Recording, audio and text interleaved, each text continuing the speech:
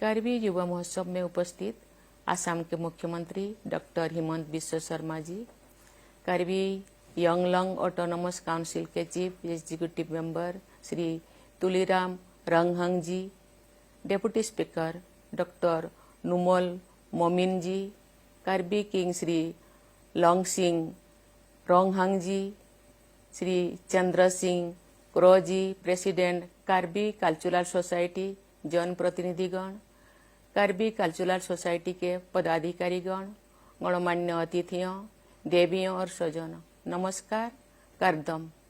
मैं आप सभी को कार्बी यूथ फेस्टिवल के स्वर्ण जयंती महोत्सव की हार्दिक बधाई देती हूँ। जो मुख्यमंत्री महोदय ने मुझे इस आयोजन के आने का आमंत्रण दिया तो मुझे सहज ही महसूस हुआ कि ये युवा महोत्सव अत्यंत महत्वपूर्ण है और मुझे इस समारोह में भाग लेना ही है। आज मैं व्यक्तिगत रूप से आपसे नहीं मिल पा रही हूँ, लेकिन मुझे वर्चुअल माध्यम से आपसे जुड़ने का अवसर मिला है। वर्ष 1974 में प्रतिवर्ष आयोजित हो रहा ये युवा महोत्सव अब आसाम ही नहीं बल्कि पूरे देश का कल्चरल कैलेंडर में एक महत्वपूर्ण आयोजन के रूप में अपना स्थान बना चुका है। मेरा विचार में कार्बी अंगलंग का ये युवा महोत्सव एक प्रकार से भारत के स्वर्णिम भविष्य का महोत्सव भी है।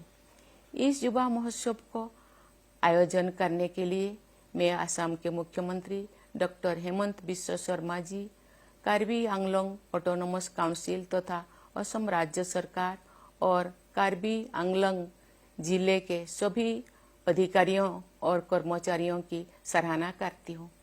विलुप्त हो रही जनजातीय कलाओं तथा परंपराओं के संरक्षण के लिए कार्बी कल्चरल सोसाइटी की गतिविधियों की भी मैं प्रशंसा करती हूँ। ये युवा महोत्सव कार्बी जनजातीय समुदाय की सांस्कृतिक विरासत के संरक्षण को प्रोत्साहित करने के साथ साथ अन्य समुदायों के साथ मिलजुल कर विविधता का उत्सव मनाने का भी अवसर है। अतीत की दुखद स्मृतियों से मुक्त होकर उत्साह एवं ऊर्जा के साथ प्रगति पथ पर आगे बढ़ने में इस युवा महोत्सव की महत्वपूर्ण भूमिका रही है। मुझे बताया गया है कि ये युवा महोत्सव पूर्वोत्तर क्षेत्र का अपनी तरह का सबसे बड़ा आयोजन है। मुझे ये जानकर प्रसन्नता हुई है कि इस महोत्सव में नृत्य, संगीत, खान पान, खेल कूद, कला और शिल्प तथा परिधानों की शोभा का सुंदर प्रदर्शन तो होता ही है, यहाँ साहित्यिक गतिविधियों तथा सांस्कृतिक प्रतिस्पर्धाओं का आयोजन भी होता है। इस प्रकार इस महोत्सव द्वारा यहाँ के लोगों, विशेषकर युवा वर्ग में निहित प्रतिभा को बहुआयामी एवं कलात्मक अभिव्यक्ति मिलती है।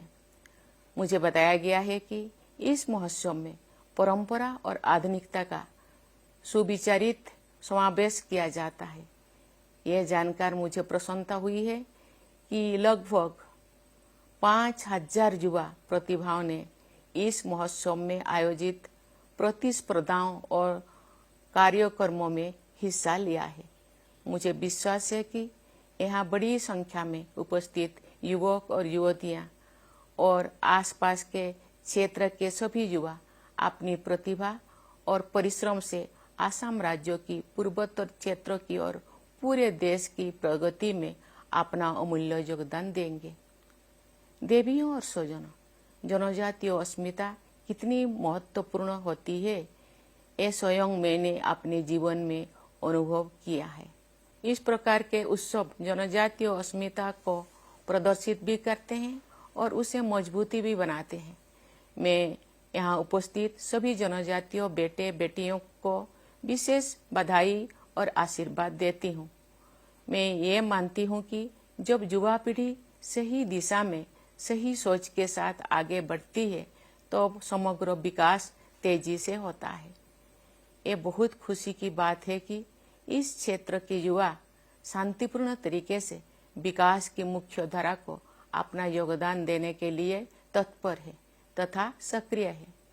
देवियों और स्वजनों, राष्ट्रपिता महात्मा गांधी सहित हमारे राष्ट्र निर्माता और संविधान निर्माता वैश्विक दृष्टिकोण और परंपरागत भारतीय जीवन मूल्यों के समन्वय को प्रोत्साहित करते थे।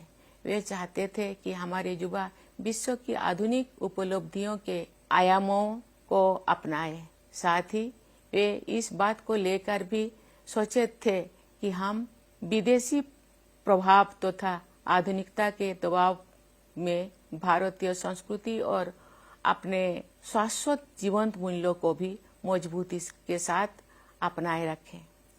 आधुनिक विकास के साथ साथ स्थानीय जनजातीय पहचान को बनाए रखने के उद्देश्य से पूर्वोत्तर क्षेत्रों के असम, मेघालय, मिजोरम और त्रिपुरा के कुछ जनजातीय इलाकों के लिए संविधान के भाग 10 और छठी अनुसूची में विशेष प्रावधान समाहित किए गए हैं तथा स्वशासन की व्यवस्था सुनिश्चित की गई है। इस प्रावधान के लिए सभी देशवासी लोकप्रिय गोपीनाथ बरदोलोई तथा बाबा साहेब डॉक्टर B.R. अम्बेडकर के सदैव कृतज्ञ रहेंगे।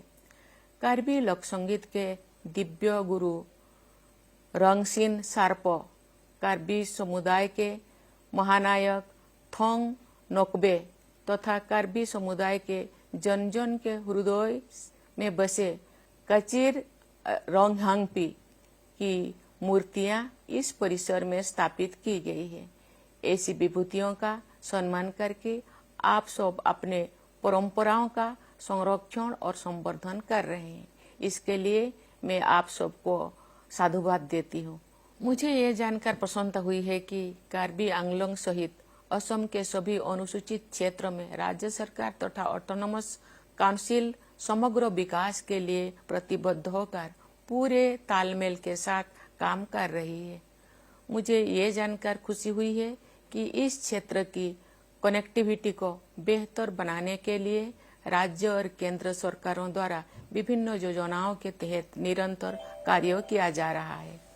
देवियों और स्वजनों, मुझे विश्वास है कि ये कार्बी युवा महोत्सव निरंतर और अधिक प्रभावी तथा लोकप्रिय होता जाएगा। ये महोत्सव भारत के प्रमुख लोक उत्सव के रूप में और भी बड़े पैमाने पर लोगों को आकर्षित करेगा। कार्बी आंगलोंग और पूरे असम सहित समस्त पूर्वोत्तर क्षेत्र की ऊर्जा के प्रभावशाली उदाहरण के रूप में से इस महोत्सव की प्रतिष्ठा निरंतर बढ़ती रहेगी। इसी मंगल कामना के साथ मैं अपनी वाणी को विराम देती हूँ। धन्यवाद। जय हिंद, जय भारत।